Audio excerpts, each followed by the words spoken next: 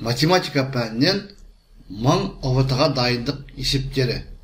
Нөмірі 14-ші есеп, берілген өрнектің мәнін есептеңіз.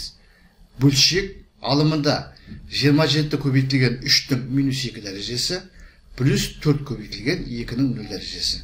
Бөлімінде 7-ның минус 1 дәрежесі. Саламатсыздар ма, құрметті оқырмандар, сіздермен бірге математика пәнінің оқытушысы Алсейітов Амангелді Гумарович. Есептің берілгені. Есептеңіз.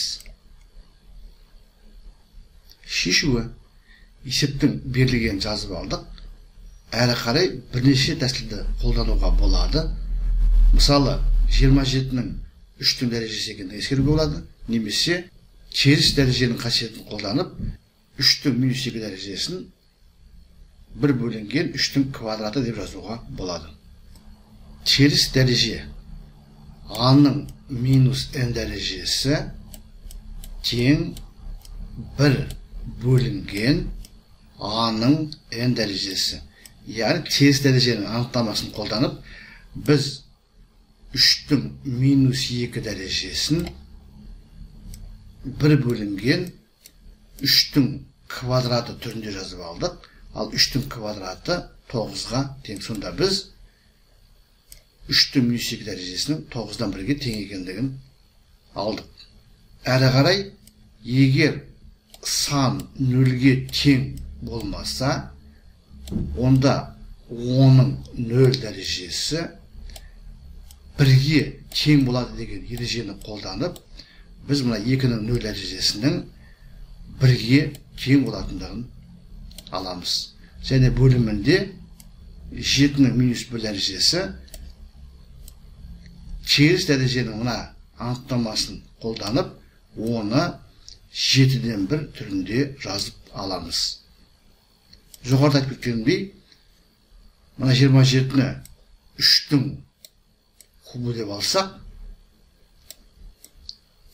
онда біз негізделіп бірдей дәрежелерді көбейткен уақытта негізін жазып қойып, дәреже көрсеткіштерін қосады деген ережені қолданып, 3 минус 2 немесе 3 плюс минус 2, яғни 1 дәреже шығады. Яғни бұл көбейтіннің мәні 3-ке тең болатындығын ала аламыз. Әрі қарай, бөлшекті санға көбейткенде, осы санға бөлшектің алымы көбейтіледі деген ережені қолданамыз. Сонда бөлшектің алымында 27 көбейтілген 27 болады. 27-ні 9-ға бөлсек 3 шығады. Санды 1-ге көбейткен сол санның өзі шығады, яғни 4 шығады. Алымында 7, бөлімінде 7-ден 1. Санды бөлшекке бөлгенде сол санды бөлгіштің кері бөлшегіне көбейтеді деген ережені қолданамыз. Сонда бізде өрнек мына түрде болады. 7-ні 7-ге көбейтеміз 49, 1-ге бөлгенде 49 шығады. Сонымен есептің жауабы 49. Құрметті оқырмандар, біз бүгінгі сабағымызда математика пәнінен 1000 ұбт-ға дайындық есебі айларымен берілетін есептер топтамасының 14-ші есебін толығымен талдадық. Есеп санды өрнектің мәнін есептеуге арналған.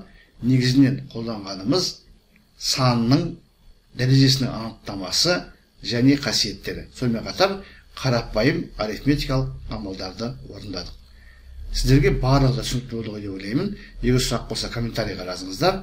Мен әдеттегідей әрбір сұраққа ұсыныс пікірге ескертуге, уақытымен және нақты жауап беруге тырысатын боламын. Зейін қойып тыңдағандарыңыз үшін көп рахмет. Келесі кездескенше.